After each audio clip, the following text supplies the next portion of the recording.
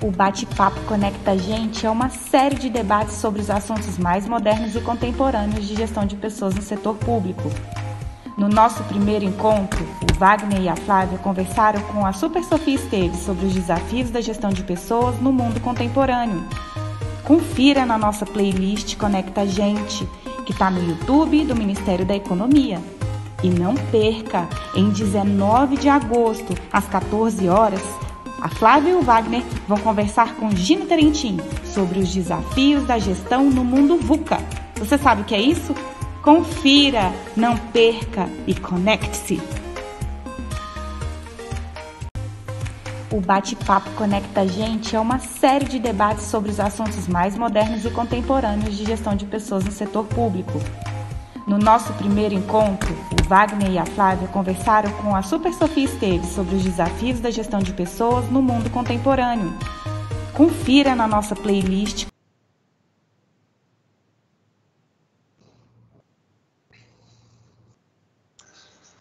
Pode começar, pessoal. Boa reunião. Muito boa tarde a todos. Eu sou Wagner Leert. Nós estamos começando mais um episódio do Bate-Papo Conecta a Gente. É uma série de conversas que nós estamos fazendo aqui na Secretaria de Gestão e Desempenho Pessoal com pessoas que têm muito a trazer e a contribuir para o debate de gestão de pessoas, de estruturas organizacionais, de questões relacionadas à nossa organização, à administração pública federal. Estou aqui junto com a Flávia Goulart, que nos acompanhou já no primeiro episódio, quando nós conversamos com a Sofia Esteves, e com o nosso convidado de hoje, o Gino Terentin, que vai bater esse papo conosco hoje. Ele está muito feliz. O Gino é um cara antenado nas mudanças que estão acontecendo, vai trazer um tema que é super pertinente, é um tema que a gente vem tratando, inclusive desde o momento que assumimos aqui na Secretaria, como é que a gente prepara a administração, como é que a gente organiza a administração para esse mundo que a gente está vivendo de constante transformação, onde a única certeza que a gente tem é que ele vai mudar cada vez mais rápido.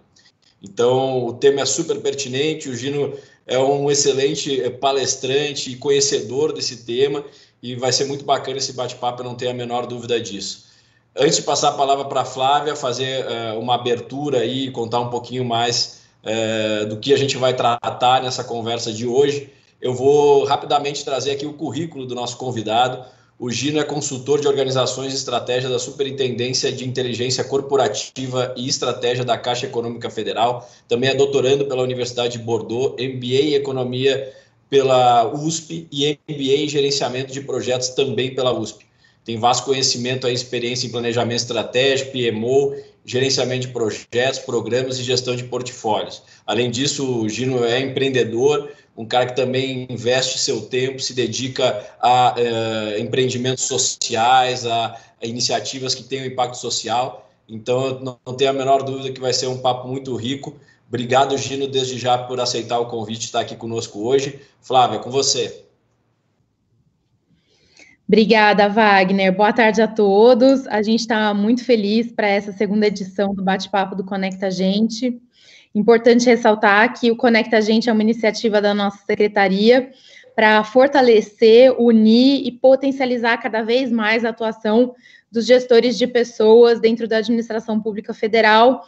E essa série visa trazer, conteúdos de vanguarda, conteúdos relevantes para o mundo atual, para a gestão e para os desafios que a gente vive. Então, até por isso que a gente quis convidar o Gino para trazer esse tema, dos desafios do mundo VUCA, que, com certeza, como o Wagner falou, é extremamente relevante para o cenário que a gente vive no ano de 2020 e para a gente se preparar sempre olhando à frente, Então, eu queria pedir para todos que estão nos assistindo, a gente vai ter uma apresentação feita pelo nosso convidado, pelo Gino, e depois a gente vai ter um espaço para fazer perguntas e também trocar algumas ideias ali no final. Então, caso você esteja nos assistindo, pode colocar as suas perguntas no chat do YouTube e depois a gente vai selecionar algumas dessas perguntas para trazer para o nosso bate-papo na segunda parte.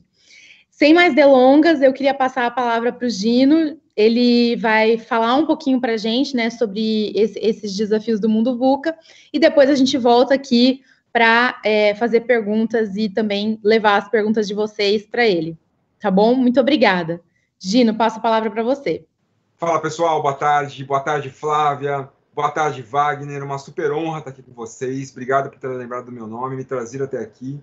O Conecta traz realmente a discussão temas importantes, eu tenho acompanhado desde o convite o que vocês têm organizado, eu entrei no canal para poder assistir um pouquinho do que vocês têm feito por lá.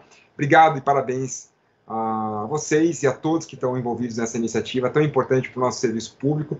Vamos falar um pouco de serviço público aqui hoje também, falar um pouquinho de mundo VUCA e falar um pouquinho sobre o que eu tenho chamado de era do E. Talvez o papo sobre inovação há alguns meses atrás fosse um pouco diferente. O papo sobre VUCA, alguns meses atrás, fosse um pouco diferente. Até porque muito do que eu conhecia até pouco tempo atrás já mudou. Então, de 6 meses para cá, muita coisa que eu achava que era verdade, eu percebi que não é.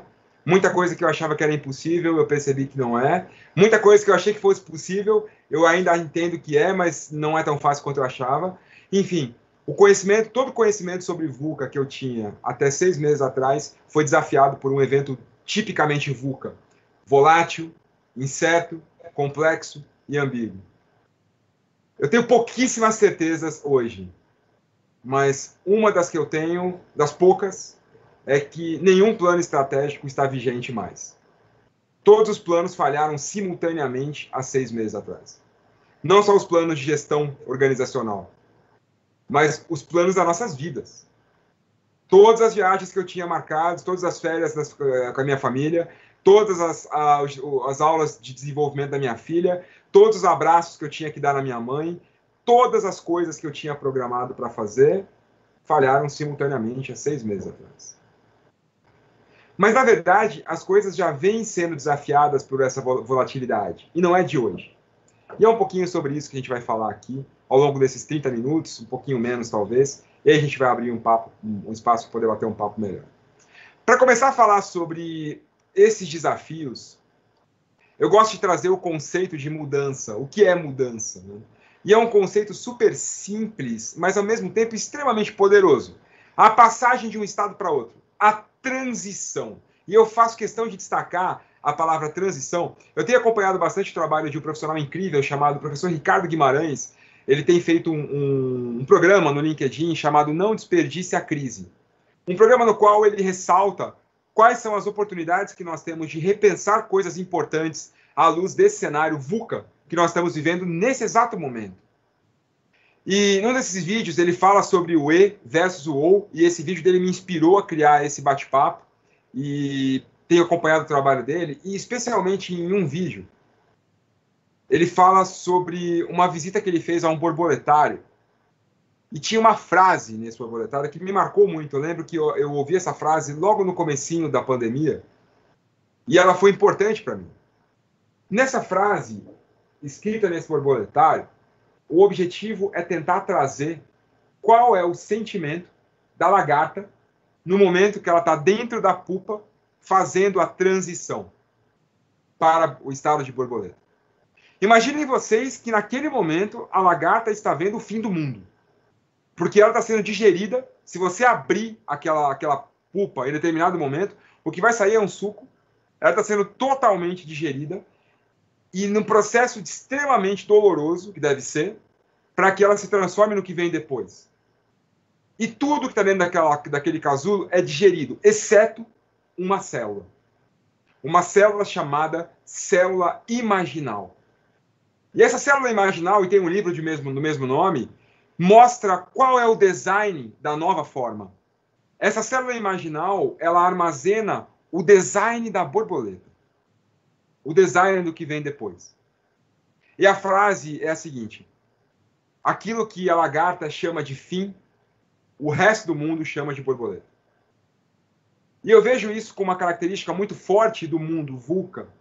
A volatilidade e o sentimento de fragilidade, de incerteza, de insegurança que nós temos, que muitas vezes nós entendemos que é o momento do fim, que vamos acabar, vamos deixar de existir, nossa área, nossa empresa, nossa família, nós vamos deixar de existir. O que nós chamamos de fim, o mundo pode chamar de outra coisa.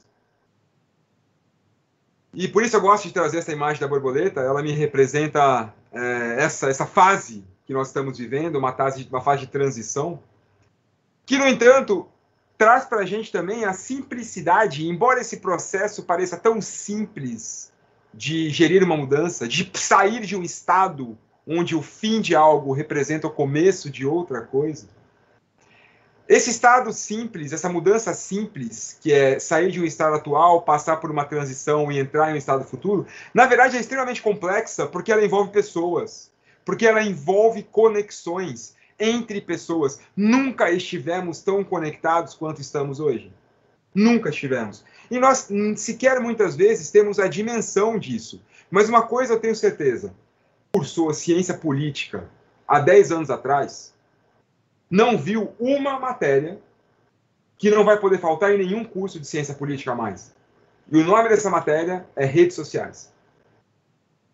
Porque o que antes nós enxergávamos como um mecanismo de descontração, como um mecanismo de diversão, como um mecanismo de entretenimento, se tornou decisivo não só para eleger políticos, para eleger empresas, para saber o que você vai comprar amanhã, para saber o que você vai fazer amanhã, para te recomendar leitura, para te recomendar conteúdo, para te recomendar amigos, para te recomendar companheiros. O nível de mudança que nós tivemos foi tão grande, mas tão grande, que o que antes nós entrávamos para enxergar algumas fotos, como um Facebook, hoje é um importante canal de transmissão de informação. Quanto tempo uma notícia, seja ela verdadeira ou falsa, leva para sair da sua máquina e chegar para o outro canto do mundo? E quanto tempo ela levava antes? Isso, por si só, já representa muito dos desafios que uma gestão tem que ter no mundo VUCA.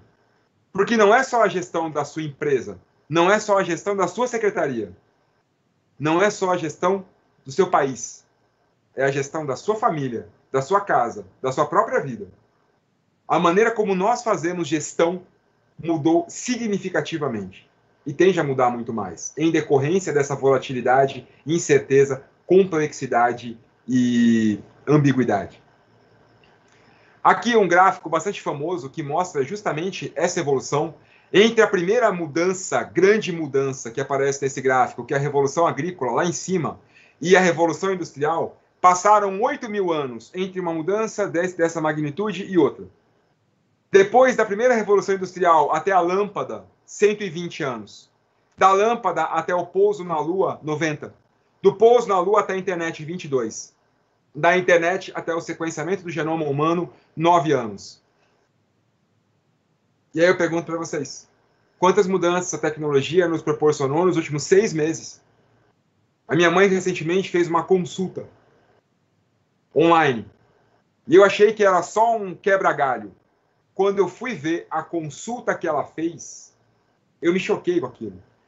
Eu falei, será que a gente vai precisar voltar ao médico?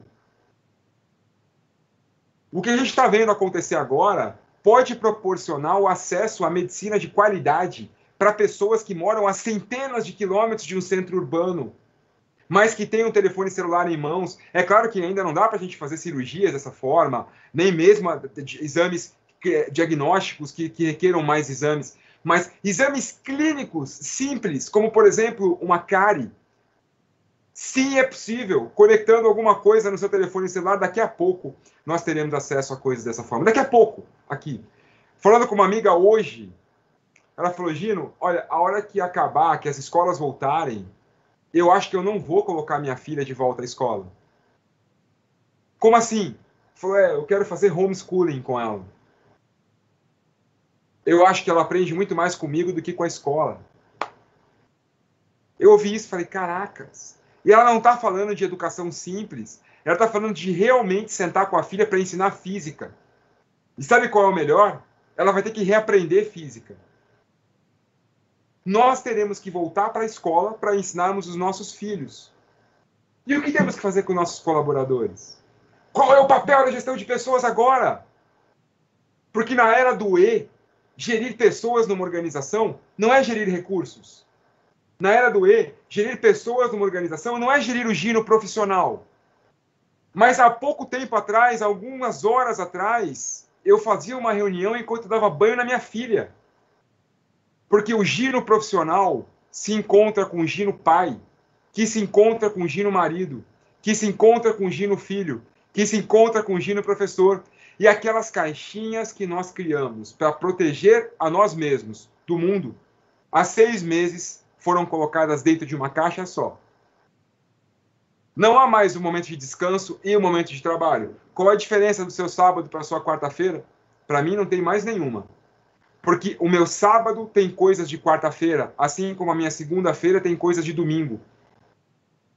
Eu consigo fazer um churrasco no almoço de segunda-feira porque eu não tenho reuniões depois. Só que eu não consigo fazer no sábado porque está cheinho de trabalho. O esperar chegar o sábado para ser feliz, acabou. Porque agora você deve ser feliz todos os dias. Como também esperar chegar segunda-feira para fazer aquele trabalho que está atrasado também acabou. Porque agora você está tendo que fazer isso durante todos os dias. O E que nos envolve a própria gestão da nossa vida. Qual é o impacto disso na gestão das organizações? Como será depois? Porque eu penso que o Covid, na verdade, não reinventou nada. Só o que ele fez foi acelerar um processo que já vinha acontecendo. Um processo que esse próprio gráfico que eu mostrei para vocês já mostra para a gente. E eu recorro a uma frase que me comprova bastante dessa teoria, do próprio John Kotter, que é considerado o pai da gestão de mudanças, e trazendo para a nossa próxima discussão qual competência temos que desenvolver para encarar esse cenário, a competência de gerir mudanças. Não como um evento incerto, mas como um evento frequente. Olha essa frase. O mundo está mudando em uma velocidade que os sistemas, estruturas e culturas construídas ao longo do século passado não conseguem mais acompanhar. Eu corrigiria uma única coisa nessa frase. Eu trocaria a palavra século pela palavra ano.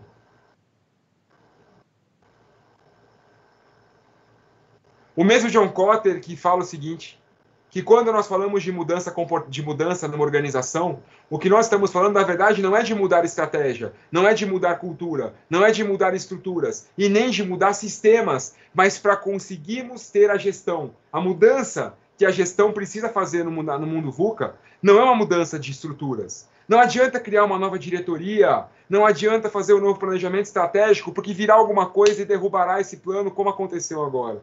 Não adianta mudar a cultura, não adianta mudar processos. Precisamos mudar tudo isso, mas não é isso que vai garantir o sucesso. O sucesso que nós precisamos garantir no mundo VUCA vem da mudança de comportamento. Agora, sabe qual é a boa e a má notícia? Que a mudança de comportamento, ela é possível. A má notícia é que nós sempre buscamos a mudança de comportamento a partir do outro. Que no mundo antigo, o insucesso de um projeto, de uma estratégia, de uma organização, de uma empresa, como aconteceu com a minha, que quebrou 2 vezes, e na segunda vez eu fiquei devendo R$1 milhão, o insucesso era sempre porque o outro não mudou o comportamento. O mercado não está preparado para a minha empresa, o governo não está preparado para a minha empresa, a minha área não está preparada, meu chefe não está preparado, minha esposa não está preparada, minha filha não está preparada, o mundo não está preparado para mim. Eu tenho ouvido muito recentemente uma frase que talvez vocês também tenham ouvido bastante, que é: precisamos mudar o mundo, vamos nos unir para mudar o mundo, vamos mudar o mundo, vamos mudar o mundo. E sabe o que eu penso sobre essa frase? Eu penso que mudar o mundo é para os fracos. Porque mudar o mundo parte de uma premissa. A premissa é que o mundo não é bom o suficiente para mim. A premissa é que eu preciso mudar o mundo para que o mundo se torne o mundo que eu quero. Meu pai, na simplicidade que ele tinha de um cara que se alfabetizou muito tarde, o primeiro chinelo que meu pai teve foi com 12 anos, morava com 3 irmãos e a minha avó, meu avô faleceu muito cedo, numa kitnet, teve pouquíssimo acesso ao estudo e pouquíssimo acesso à educação. No entanto, meu pai trazia umas frases que só hoje eu consigo entender. Eu lembro que uma coisa que ele me falava quando eu era criança, que ele me via mexendo em gibis, eu sempre gostei de figuras de ação e de heróis, né? Meu pai me olhou e falou uma vez: essas figuras que você gosta e chama de heróis, para mim não são absolutamente heróis. Eu falei: como não, pai? Ele falou: porque é muito fácil desenvolver superpoderes para sair batendo nos outros e transformando as coisas a partir da porrada no outro.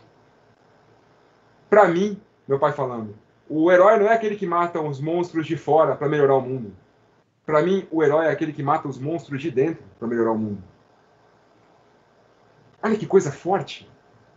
E eu demorei décadas para conseguir entender uma coisa que meu pai disse e que é muito parecido com o que esse cara também disse. O Gandhi. Seja você a mudança que quer ver no mundo. Tornamos organizações melhores, mais robustas, mais felizes, mudando a nós mesmos, em vez de tentar mudar o mundo. E é muito comum que, quando não nos concentremos na nossa própria mudança, busquemos culpados, busquemos nos queixar dos outros, nos queixar do processo, nos queixar do compliance, nos queixar da política, nos queixar de todo o resto. Faz uma única mudança em você, uma só. Muda a mão que você escova o dente. Só. Se você escova com a direita, troca para a esquerda. E você vai ver o inferno que a sua vida vai se tornar na próxima semana. Só de mudar a mão que você escova o dente. Se nós sofremos tanto para fazer uma mudança tão simples em nós mesmos, por que é que nós achamos que somos capazes de fazer mudanças complexas em organizações? Por que colocar na gestão de pessoas a responsabilidade por uma mudança? Talvez a maior dor e o maior prazer da gestão de pessoas, de novo, é devaneio. São pensamentos de Covid que há 6 meses me atormentam. E hoje eu tive a oportunidade de compartilhar com vocês. Muitos talvez façam sentido, mas a boa parte talvez não faça. E tudo bem, né? Que certeza vale hoje. Mas talvez a grande mudança da gestão de pessoas e das lideranças para o próximo século ou para o próximo mês sejam sair um pouco do centro e colocar para as pessoas a responsabilidade da mudança individual. Porque não é uma área de gestão de pessoas que vai transformar o país, nem o presidente. A transformação de fato, como dizia Gandhi, e dizia meu pai, e dizia Kotter, vem do que nós somos capazes de transformar em nós mesmos.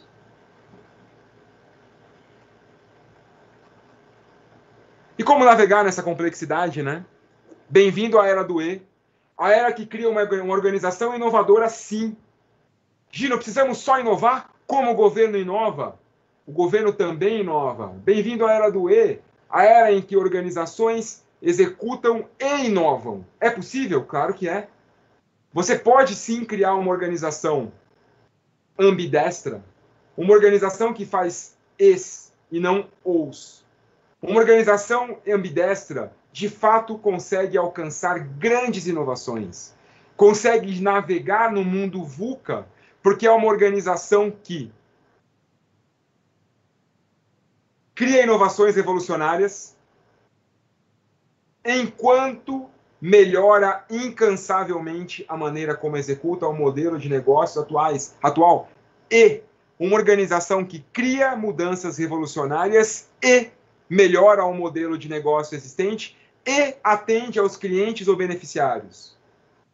Não é ou eu inovo, ou eu faço, ou eu sigo o processo. Não é ou eu inovo, ou eu sigo compliance. É e como podemos inovar e melhorar os processos e atender a quem está comprando hoje ou usando o nosso serviço, se não formos empresas privadas. A McKinsey já trazia a visão dos 3 horizontes, né? Como conseguimos ter o horizonte 1, reforçar o modelo atual, o horizonte 2, renovar o modelo atual, e o horizonte 3, criar novos modelos. Trabalhar com o conhecido, com o conhecível e com o exploratório. E, simultaneamente. E essa talvez seja a grande visão que a gestão vai precisar desenvolver. Não é escolher, é fazer de tudo. A grande inovação na natureza, a grande adaptação na natureza, e utilizemos a natureza de exemplo, afinal de contas, ela está aí há pelo menos 4 bilhões de anos. A natureza, a grande inovação e a grande adaptação vem da tensão. A tensão gera inovação. Para navegar no VUCA, para trabalhar com o VUCA, precisamos trabalhar com a tensão. E o que gera tensão é o E, não é o OU. Pega uma corda. Trabalha com uma corda com um OU. Não tem tensão. Para você conseguir trabalhar com tensão numa corda, é o lado esquerdo e o lado direito. é o profissional e o pessoal. É o pai e o marido, e o filho, e o professor, e o aluno, e o profissional. Essa é a visão do mundo VUCA, o mundo da atenção, o mundo das organizações enquanto organismos e não enquanto mecanismos. E se falam que as empresas privadas têm muito mais oportunidades nesse mundo, que as startups têm muito mais oportunidades, eu discordo. Eu discordo disso. Porque nada é mais orgânico do que as organizações públicas, que já trabalham como organismos há tanto tempo. O Dr. Steve Blank, o autor dessa teoria que eu trouxe para vocês, trabalha com, por exemplo, percentuais. 60% em um horizonte, 20% no outro e 10% no outro. Eu posso trabalhar com isso dessa forma. Mas nós falamos de organizações, né? E nós, pessoas. Porque não é mais ou. Não é mais a sua empresa ou a sua felicidade. As duas coisas. E eu gosto muito desse conceito chamado Ikigai, uma filosofia de vida da ilha de Okinawa, no sul do Japão, um local no qual as pessoas são consideradas felizes.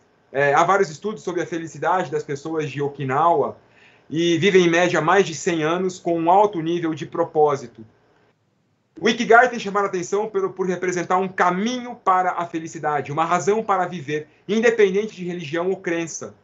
No Ocidente, como nós temos a mania de pegar grandes filosofias e transformar isso em modelos, né, e transformar isso em método, o Ikigai foi utilizado para gerar um método chamado Ikigai, um modelo chamado Ikigai, um modelo de desenvolvimento humano, que já ajudou milhões de pessoas a ressignificarem as suas vidas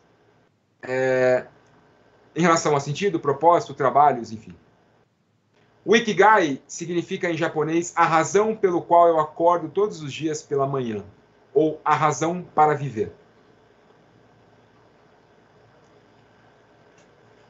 4 dimensões da sua vida. Não é mais o ou, lembra? É o e. Que dimensões são essas? O que você ama fazer, o que o mundo precisa que você faça, o que sustenta você e o que você faz bem. A boa é a má notícia. Ikigai precisa das 4. Não dá para optar. Não dá para enxergar 11 meses de sofrimento em troca de 1 mês de prazer. Não é escolher o que me fizeram escolher com a educação que eu tive na minha geração. Que o sonho da minha vida, que era ser arqueólogo, era impossível. Porque embora o mundo precisasse, eu adorasse, todo mundo dizia que eu era um bom explorador, amava a arqueologia, adorava estudar arqueologia. Ah, isso não dá dinheiro. E sabe qual é a má notícia para mim? Eu vou morrer sem saber se isso é verdade. Porque eu desisti antes de sequer mesmo tentar. Não é mais só a organização, mas é a organização e é você. E é a atenção para aquilo que o desequilíbrio pode gerar na sua vida. Porque o desequilíbrio vai gerar paixão, ou missão, ou profissão, ou vocação. E não é do ou que nós estamos falando, é do e. A paixão é ótima, mas se ela vier sem missão, não funciona. A missão e a paixão são ótimas, mas se vierem sem a sua profissão, não funciona. E tudo isso sem a sua vocação também não. Porque a combinação de 2 coisas não serve. Se eu faço o que me sustenta e aquilo que eu faço bem, eu tenho a minha profissão. Se eu faço aquilo que eu faço bem e aquilo que eu amo, eu tenho a minha paixão. Se eu faço aquilo que eu amo e aquilo que o mundo precisa, é a minha missão. E se eu faço aquilo que o mundo precisa e aquilo que me sustenta, é a minha vocação. Mas se eu tiver ou nos outros, eu crio um monte de sentimentos ruins. O de inutilidade por fazer aquilo que eu amo, aquilo que me pagam, aquilo que eu faço bem, mas aquilo que o mundo não precisa. De desgosto por fazer aquilo que me sustenta, aquilo que eu faço bem, aquilo que o mundo precisa, mas que eu não amo. Ou de escassez por fazer aquilo que eu amo, aquilo que eu faço bem, aquilo que o mundo precisa, mas aquilo que não dá dinheiro, aquilo que eu não cobro. E eu passei por esse dilema há pouco tempo, porque fazia grandes cursos para milhares de pessoas do serviço público e me recusava a receber dinheiro porque achava que o dinheiro era sujo, porque cresci ouvindo isso. Pegou em dinheiro, vai correndo lavar a mão. O dinheiro é sujo. Frases como, nada é mais sujo no mundo do que o dinheiro. Eu cresci ouvindo isso. Então, quando alguém queria me dar dinheiro, eu recusava. E qual era o problema? Escassez. Porque eu só conseguia dar os meus cursos tendo que trabalhar para poder ganhar dinheiro em outro lugar. E isso me gerava o quê? Sentimentos ruins de ter que fazer alguma coisa que eu não amava para conseguir fazer aquilo que eu amava. E aí, no dia 14 de setembro do ano passado, voltando do meu doutorado, dizem que é a tal da crise dos 40 anos, e comigo aconteceu justamente aí, porque no dia 15 eu completava 40. Eu falei, quer saber de uma coisa? Eu vou largar tudo e vou me dedicar à educação. E eu vou criar um curso que seja gratuito e pago, simultaneamente. E as pessoas vão escolher pagar se elas quiserem. E eu não vou fazer gestão da vontade dos outros. O grande desafio da gestão do mundo VUCA não é o que gerir, mas é o que você não vai gerir. E nunca eu ganhei tanto fazendo um curso gratuito. A partir do momento que eu deixei para as pessoas a gestão de quem queria me pagar ou não queria pagar. O curso mais rentável que eu tive na minha vida foi o curso que eu optei em deixar nas pessoas a decisão de pagar ou não.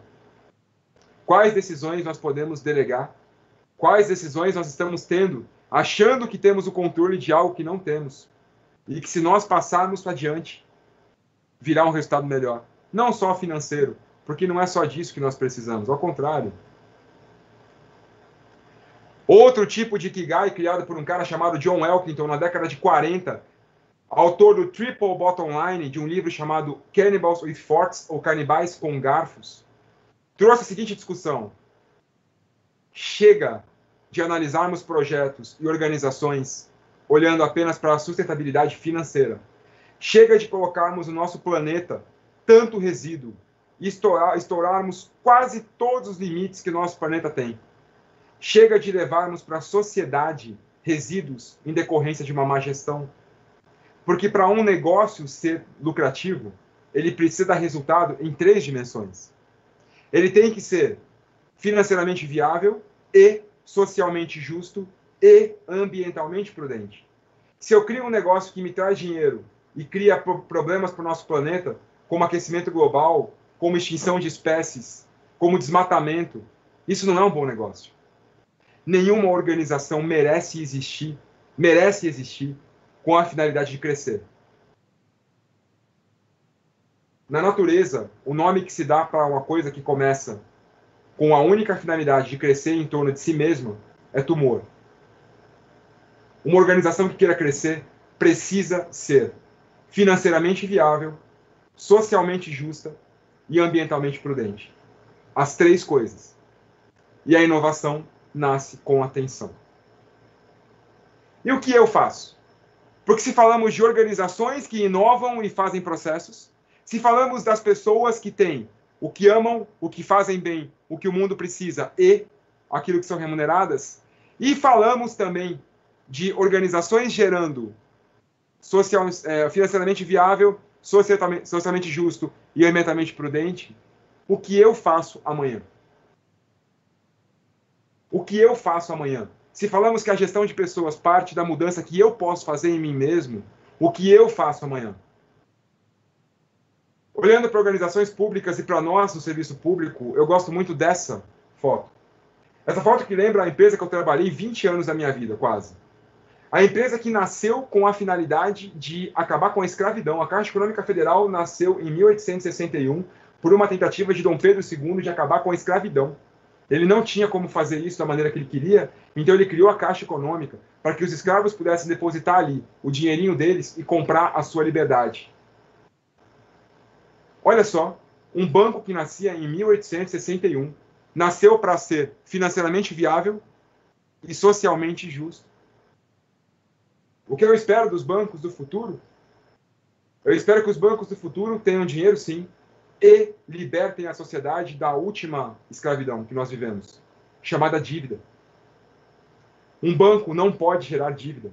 Um banco não pode endividar as pessoas. Um banco não pode acabar com a sociedade. É isso que eu espero da minha empresa. Eu não falo das outras, eu falo da minha. E enquanto meu nome estiver no quadro de funcionários, eu falo disso com a maior tranquilidade possível.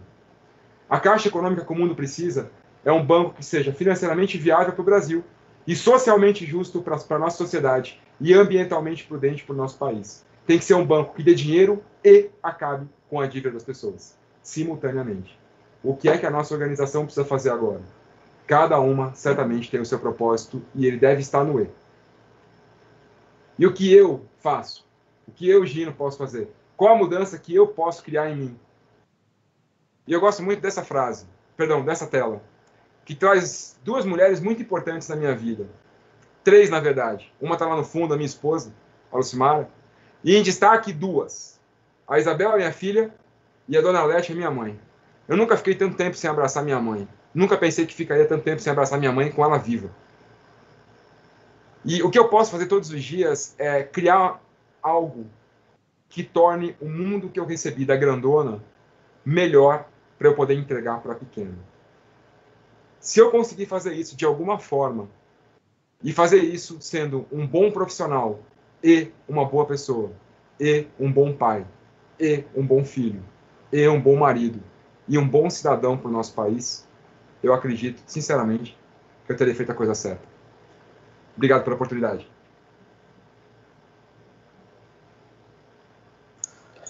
Gino, muito obrigado. Muito legal ouvi-lo. Acho que, além do conhecimento trazido aí, dessas reflexões que você trouxe, provocou a reflexão, tenho certeza, de todos que estão assistindo, de todos que vão assistir. E isso é o mais bacana. Você tocou num ponto que para mim é muito caro e é algo que eu acho extremamente importante, que é a questão do autoconhecimento, né? O ideal clássico da vida autoexaminada, né? De você sempre levantar ou ir dormir e pensar como você pode ser um profissional melhor e uma pessoa melhor e um marido melhor e um filho melhor. Eu acho que esse é o grande desafio, essa é a grande aventura da vida, né?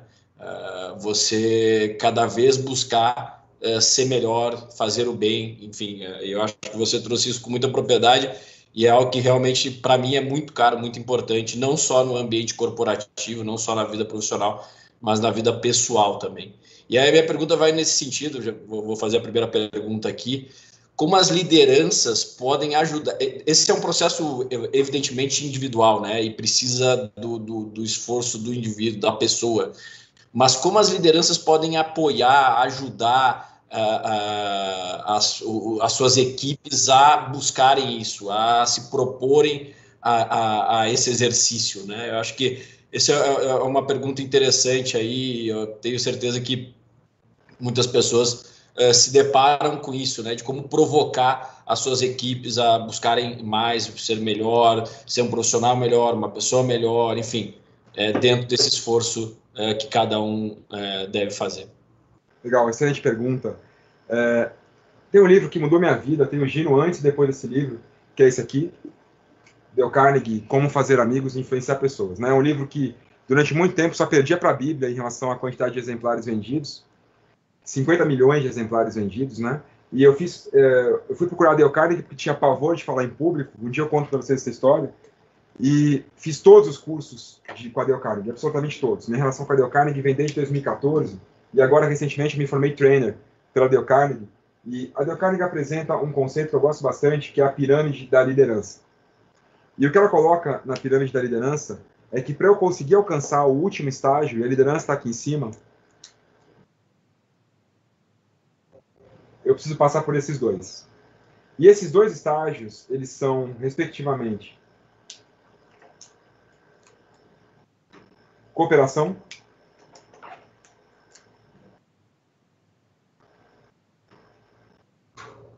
e o de baixo, fortalecer relacionamento. Porque se eu fortaleço o relacionamento com as pessoas, eu inspiro as pessoas. Se eu inspiro as pessoas, elas cooperam comigo. Se elas cooperam comigo, eu tenho o compromisso delas. E se eu tenho o compromisso delas, elas me seguem. Não há líder sem seguidores. Não há líder sem seguidores. O efeito oposto é, se eu não fortaleço o relacionamento com a minha equipe, eles vão cooperar comigo, mas não porque eu os inspiro não porque eu os influencio. Eles vão cooperar comigo por obediência. E ninguém lidera por obediência, ninguém segue por obediência. No momento de seguir você, eles serão resistentes. Então a resposta é, para eu conseguir alcançar um novo patamar de liderança, não segundo o que eu acho, eu nem acredito que eu tenha legitimidade para falar sobre isso, eu não tenho conhecimento suficiente para falar sobre isso, então eu não posso falar o que eu acho, seria leviandade, mas na minha visão, de acordo com Dale Carnegie, e eu gosto muito da filosofia que ele trouxe em relação à liderança, se eu quero exercer liderança, se eu quero conseguir influenciar pessoas a mudarem a forma de pensar e de agir, obrigatoriamente eu preciso fortalecer o relacionamento. E como eu faço isso? Desfazendo aquilo que as pessoas têm feito recorrentemente nas últimas décadas.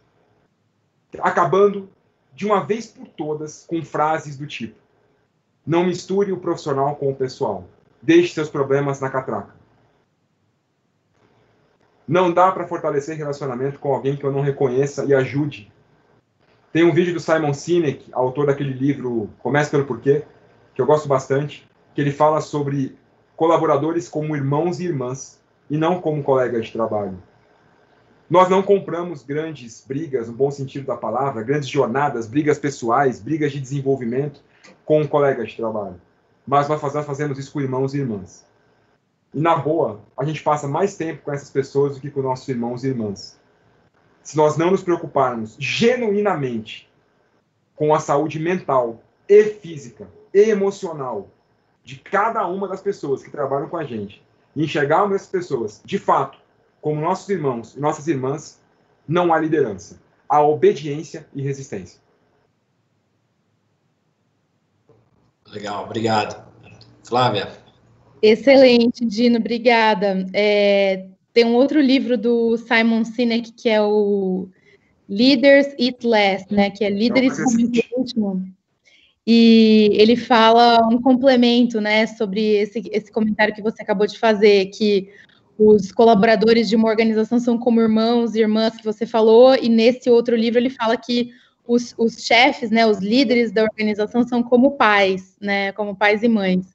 Mas esse é outro papo que a gente pode fazer num outro momento. A pergunta que eu queria te fazer, agora voltando, né, ao mundo VUCA, que você trouxe aqui de forma tão provocadora, eu adorei, fiquei aqui já refletindo comigo mesma. Como que o colaborador, né, como que o indivíduo que se depara com tudo isso, né, que está colocado nesse contexto, como que ele se destaca, né, Gino? Isso eu acho que é uma pergunta que muitos servidores se fazem e muita gente tentando, né, se superar, entregar mais resultado, agregar mais valor no seu trabalho, para a sociedade. Que dicas, assim, que você daria para essas pessoas que estão nos assistindo, né, e que estão pensando, tá bom, estamos nesse mundo maluco, e agora, né, como é que eu faço para sair na frente e me destacar? Seja cruel com os processos, implacável com os processos e gentil com as pessoas. Começa por aí. Busca na tua organização quais são os processos que têm que ser repensados. Principalmente antigas métricas, antigas vacas sagradas, né? Processos que estão ali e que não fazem mais sentido, que estão te medindo da maneira errada. Processos que estão desalinhados do discurso. Nós estamos falando que queremos ir para um lado, mas estamos amarrando por outro. Então, quais são os processos que têm que ser continuamente respeitados e questionados?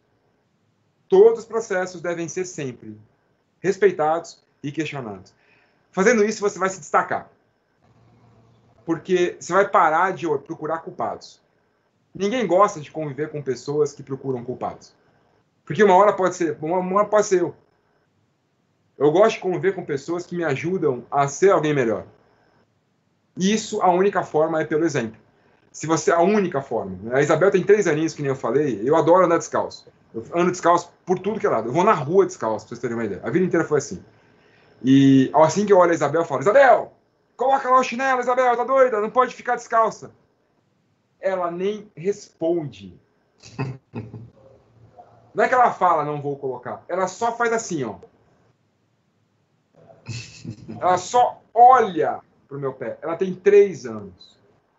Por que é que nós achamos que nossos colaboradores, bem mais velhos do que a Isabel, não estão atentos para o nosso exemplo? A única forma é essa. Pelo menos que eu conheço. Obrigada, Gino. Valeu. Tem uma outra pergunta aqui, Gino. Tendo em vista o mundo cada vez mais dinâmico no qual a gente está vivendo, né? E você trouxe esse dinamismo e essa exponencialidade do mundo que a gente está vivendo, no qual as nossas organizações precisam prosperar, qual você diria que é o papel central dos profissionais de RH? O que nós podemos fazer para impulsionar o sucesso das pessoas e da organização? E aí aqui, claro, muito voltado aí ao público que a gente está se dirigindo, né? A gente tem uma rede enorme de gestores de pessoas no Serviço Público Federal. A razão de existir dessa série de bate-papos que a gente está fazendo é para essas pessoas, né? A gente tem muito claro que pessoas é o componente mais importante de qualquer organização. E se você quiser fazer transformações, se você quiser conquistar, se você quiser melhorar, se você quiser atender melhor o seu cliente ou atender melhor a população, isso passa pelas pessoas, né? Então a gente está criando essa rede, na verdade reinventando essa rede, para que cada vez mais as pessoas se sintam com essa responsabilidade, com esse caráter estratégico e possam ser agentes de transformação.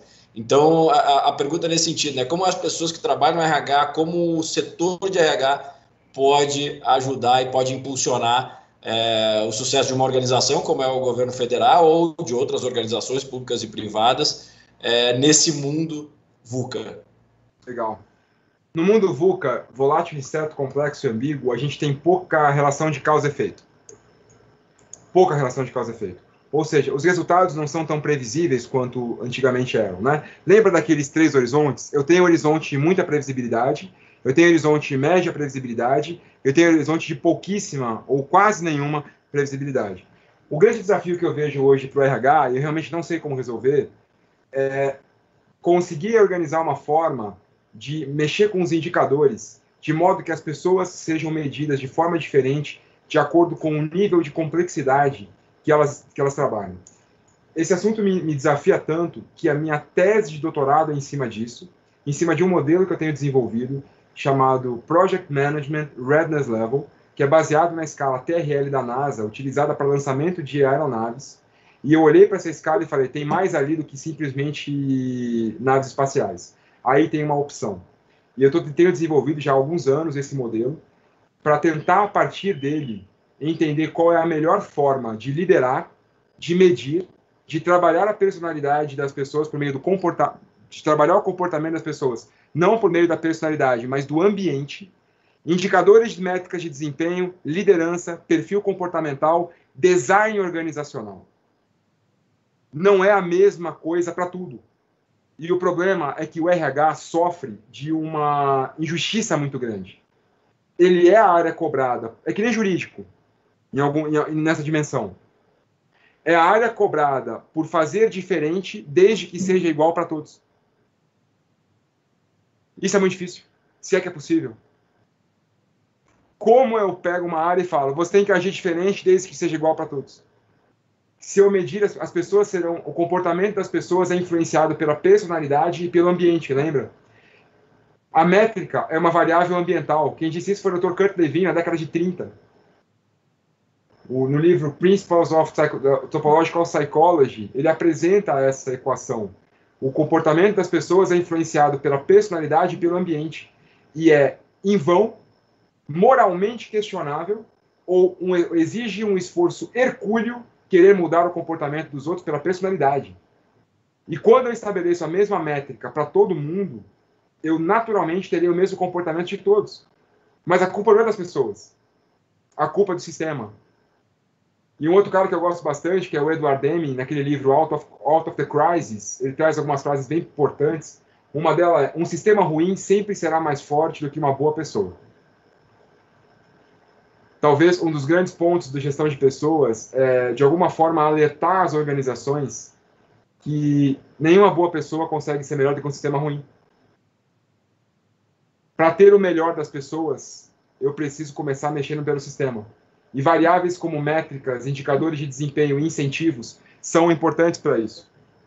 Recomendo muito para o RH esse livro aqui, ó, que fala de filhos também. Esse aqui é um autor para filhos e organizações, fazendo já uma chamada para a Flávia, né, que falou pais enquanto líderes. E o Alf Kohn escreve livros para organizações e para filhos. Esse livro aqui dele é incrivelmente bom, que é Punido pelas Recompensas. Como nós conseguimos punir os nossos filhos pelas recompensas que damos para eles, sejam os nossos filhos biológicos ou do trabalho. Excelente, Gino, obrigada. Depois eu vou dar uma olhada nesse livro. A gente tem uma pergunta que chegou lá pelo chat que eu queria fazer aqui como a próxima. Ela foi feita pelo Douglas. Ele comentou, né, em sua fala que a mãe disse que queria ensinar a criança, quando você deu o exemplo da sua amiga que está pensando em fazer homeschooling. O Douglas pergunta como preparar o ser, né, os filhos, para enfrentar os conflitos como oportunidades, né? Afinal, essas crianças, elas têm que enfrentar um mundo com ou sem Covid, com ou sem outras coisas, né, que podem vir a acontecer aí de impactantes e inesperadas nos nossos próximos anos, né? Então, se você pudesse falar um pouquinho sobre isso. Douglas, não sei, cara. Eu vou te falar um pouco de mim, tá? Não leve isso como verdade ou tecnicamente, eu não tenho legitimidade para falar sobre isso. Não sou estudioso dessa área. Então, eu vou te falar um pouco do que eu estou passando em casa. O que é que eu estou fazendo? E até agora os resultados me parecem legais, só que tem pouco tempo. A criança tem só 3 anos, tem que esperar pelo menos mais 20 para saber o que se gerou de impacto no futuro. Mas ontem eu falava com a minha esposa sobre isso. Uma mudança que eu quero fazer em relação a como eu fui criado e como eu crio a minha filha, eu sou da geração que tinha que ser perfeita. A geração que tinha que chegar com 10 em tudo. A geração que tinha que ser fera no basquete, fera no futebol, fera no inglês, fera na... Eu sou da geração que esqueceu o que era para lembrar o que faz. E eu não quero ensinar a mesma coisa para minha filha. Então ontem eu tive uma conversa com a minha esposa, porque eu só tenho um palavrão em casa, volta e meia eu faço isso.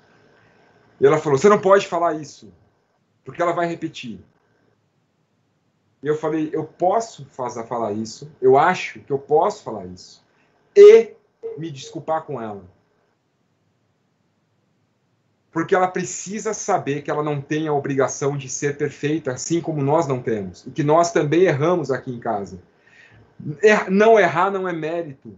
O mérito é você errar e saber reconhecer o erro e dizer que está se esforçando para não fazer mais. A minha geração é a geração que os pais me escondiam da maconha, me escondiam da bebida, me escondiam da violência, me escondiam de tudo que não podia, para me criar num mundo que só existia dentro de casa. E quando eu encontrei com esse mundo lá fora, eu não sabia como reagir a ele. Então, o que eu penso que a gente deve fazer, e de novo, eu penso, não é mostrar para os nossos filhos que os problemas não existem, mas ensinar a eles como conviverem e por que eles não devem recorrer àquilo. Por que você não deve recorrer é muito melhor do que dizer que não existe. O problema é que dá mais trabalho, toma mais energia, desgasta. Outra coisa, eu não tenho os argumentos, eu não fui criado com eles, eu não sei por que não. Eu só sei que não pode. Só que a minha filha não aceita isso. E a geração que está vindo trabalhar com a gente nas organizações também não. Então, o nosso grande desafio é como, de fato, repensar os nossos valores e aprender onde nós sempre tivemos que ser os melhores, né? Vamos acabar com esse negócio de não poder errar. Eu acho que errar por negligência, imprudência ou imperícia é como minha avó falava, errar uma vez é humano, errar 2 vezes não é mais. Então, errar por negligência, imprudência ou imperícia é uma coisa. Mas por que a gente tem que ser perfeito? Por que as mulheres têm que parecer com homens dentro das organizações? No sentido de tem que falar duro, não pode chorar, não pode ficar menstruada, não pode... Por que isso? Por que a gente tem que sempre recorrer aos mesmos modelos? Quando nós vamos parar de fazer isso? Eu falava isso com a minha esposa hoje. Poxa, vi uma colega minha pedindo desculpas, porque, olha, gente, eu tô com uma cólica muito grande, me desculpa. Por que ela tem que pedir desculpa em relação a isso? Eu sei que é uma conversa longa, enorme isso, mas é porque é um pelinho que quando você puxa ele, Douglas, sai um bode de baixo. Tem um monte de coisa ali atrás, né? Não é só o pelo, né?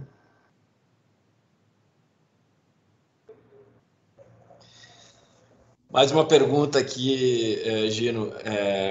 Quando a gente fala em mundo VUCA e todas essas transformações, isso gera receio, né? Gera medo. É mais confortável a rotina, aquilo que você conhece. O desconhecido, ele gera ansiedade também. Muito da natureza humana isso, né? E a gente... Só que é um dado da realidade que essas transformações estão acontecendo rápido. Então, a pergunta é como lidar com essa ansiedade, com esse medo, com esse receio que muitas vezes as pessoas têm de transformações, de mudanças, né? De não conseguir planejar a longo prazo, de aquilo que ela estava pensando daqui a pouco mudar, os planos terem que mudar, né?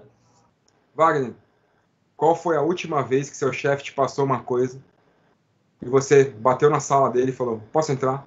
Pode. E você sentou na frente da cadeira dele e falou, eu tô com medo.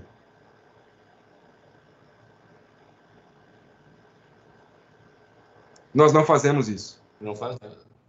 Porque é errado. Porque entendemos que ter medo é errado.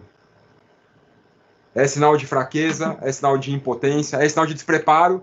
Se o Wagner disse que está com medo, então tira ele e coloca o que não tem. Não pode ter medo. Você não pode ter medo. Você não pode chorar. Você não pode bater aqui e falar, cara, eu não tenho a menor ideia de como fazer isso, mas eu estou do teu lado. A única maneira de nós fazermos as pessoas estarem preparadas para a mudança é mostrar para ela que ter medo não é errado. Ter medo faz parte e acolher o medo. Uma pessoa com medo não é incompetente, é um ser humano. Então, quando é que a gente vai começar a entender que o medo faz parte do VUCA? O medo não existe quando você faz um bolo com a receita na mão, aí não tem medo. A não ser o medo de se queimar porque está fazendo alguma coisa errada, por incompetência, né, nesse caso, no melhor sentido da palavra. Imprudência, imperícia, na verdade, melhor do que incompetência, imperícia. Mas o VUCA não tem perícia para lidar no VUCA, não tem escola para lidar com o VUCA, não tem um MBA para VUCA, nunca vai ter. Se tiver, está errado, porque é volátil, é incerto, é complexo, é ambíguo. Então, cara, começar a aceitar que as pessoas vão ter medo nesse momento. E você, como chefe, como líder, e eu puxo de novo a Flávia, olhando qual é a relação que nós, enquanto líderes, temos com os nossos liderados. Qual a relação que nós temos com o colega? E sabe, isso é uma coisa arquetípica. Isso é uma coisa antiga. Não se resolve numa palestra como essa. Qual é o arquétipo que nós instanciamos da pessoa com medo? Isso aí, ó, é de toda a existência humana, ou como Jung já dizia, é do inconsciente coletivo. A gente precisa criar novas histórias organizacionais, criar histórias das quais pessoas com medo foram bem vistas e foram bem sucedidas naquilo. Porque hoje, o arquétipo que nós temos é, quem é o gerente de sucesso hoje? Vou falar da minha realidade. Sabe qual é o gerente de sucesso? Homem, branco, meia idade, com aquele que sempre corre, está sempre correndo. Nunca para, toma água em pé. Com secretárias, mulheres. Esse é o arquétipo que eu vejo de gerente. É o arquétipo de todos os preconceitos e problemas que nós, enquanto gestão de pessoas, temos que lidar. E é por isso que eu estou falando tão abertamente de temas como esses aqui. Porque eu não estou falando com uma área técnica, eu estou falando com uma área de pessoas. E tudo isso faz parte do ser humano. É o ser humano do E e não do OU. Então, quem é o gerente de sucesso? Aquele que corre sério risco de infartar. Aquele que todo mundo tem que olhar e falar, olha, se alimenta mal porque trabalha 20 horas por dia. Separou da família, está hipertenso. Esse é o nosso arquétipo de sucesso. Aquela pessoa que quando infarta, a gente fala, nossa, mas é porque trabalhava muito. Não é isso que nós precisamos mais. Não é isso que nós precisamos mais. Precisamos desfazer esse arquétipo. Isso não é fácil. Porque quem é a pessoa de sucesso para você hoje? Quem é a pessoa de sucesso para mim hoje? É aquela que abre mão de tudo que ela é para ser o que ela faz. E isso não faz sentido. No VUCA não faz sentido. Maravilha. Muito legal, gente. A gente está encaminhando aqui para o final, mas acho que foi um bate-papo incrível. A sua energia, as provocações, as reflexões, eu acho que isso é muito bacana e a gente ter essas oportunidades são excelentes para eu, aí falando por mim, para mim, mas tenho certeza para todos que assistiram agora e que vão assistir depois quando a gente disponibilizar esse bate-papo, porque também a gente vai circular ele depois para essa rede que a gente tem aqui de gestão de pessoas do governo federal. Muito obrigado pela sua presença aqui nesse bate-papo, pela sua disponibilidade de estar conosco nessa quarta-feira. Realmente ficamos muito felizes e temos certeza aí que vai ser super produtivo para todos que assistirem, fazerem essas reflexões, trabalharem em cima dessas ideias e buscarem aí a vida autoexaminada, essa transformação de si mesmo cada dia num processo de melhora, né, de transformação, de aprimoramento. Como eu falei antes, para mim essa é uma das grandes, talvez é a grande aventura da vida, né, para isso que a gente está aqui. Queria passar a palavra para a Flávia e depois a palavra para as suas considerações finais aí antes da gente se despedir do pessoal que está nos acompanhando. Obrigada. Gino, foi incrível, assim, eu não tenho nem palavras para descrever, acho que as provocações foram muito bem colocadas, acho que esse momento, né, de completar aí 6 meses de pandemia é muito propício para a gente fazer essa autocrítica, pensar sobre as nossas vidas, então eu queria te agradecer demais, eu acho que essa sua fala aqui no Conecta a Gente hoje vai ficar marcada, e todo mundo vai se lembrar e vai fazer questão da gente voltar, refletir sobre as questões que você colocou. Muito, muito, muito obrigada. Saiba que aqui da nossa parte as portas vão estar sempre abertas para a gente fazer perguntas difíceis, falar sobre temas espinhosos e sair realmente da zona de conforto, porque eu concordo muito com o que você falou. O mundo VUCA, ele já tirou a gente da zona de conforto, né? Então não adianta mais fingir que a gente ainda está lá. Muito obrigada, passo a palavra aí para você fazer as últimas considerações. Flávia, Wagner, sou eu quem agradece, do fundo do coração, obrigada por terem me permitido trazer aqui devaneios da minha cabeça, ali, coisas que eu acho, coisas que eu não tenho certeza, coisas que eu acredito que amanhã podem mudar, porque conecta a gente. Então a responsabilidade aqui é falar de gente, e gente está muito além de uma caixinha, né? Gente é muito mais do que uma caixinha ou de que só um olhar, é muito mais holístico. Então, como a responsabilidade de falar com uma área de pessoas, do nosso governo, né, do país, é de fato poder trazer reflexões que vão muito além do que está num livro de ágil, ou de gestão de projetos, ou de técnica. Falar do que acontece na minha casa, falar do que acontece dentro de mim, falar do que acontece ao meu redor, e também na minha área profissional, porque é com isso que vocês lidam, é com gente, né? Então, aqui é só um pouco daquilo que vocês veem todos os dias, cada profissional da área de pessoas. Obrigado por cuidarem da nossa gente. Obrigado por cuidarem dos nossos irmãos e irmãs. Obrigado por cuidarem de mim, que tantas vezes fui cuidado pela área de pessoas do governo. Então, um beijo grande para cada um e para cada uma de vocês. Parabéns e obrigado por dedicarem o tempo de vocês para um assunto tão importante e tão relevante quanto esse. Por favor, contem comigo sempre que vocês quiserem. Vai ser sempre uma honra enorme. Legal, Gino. Só uma última consideração aqui. Um dos nossos valores que a gente definiu junto com a nossa equipe quando iniciamos o trabalho aqui na Secretaria é cuidado. E aí você falou agora de cuidar das pessoas, cuidar de gente. É isso que a gente se propõe a fazer. Eu acho que é isso que a gestão de pessoas tem que ter como core, como coração das nossas atividades. Então, muito bacana esse fechamento aí, Gino, de novo. Muito obrigado mesmo, foi muito legal. Obrigado, pessoal. Uma boa tarde a todos. Obrigado a todos e a todas. Obrigado pela oportunidade. Tchau, tchau. Tchau, pessoal. Valeu.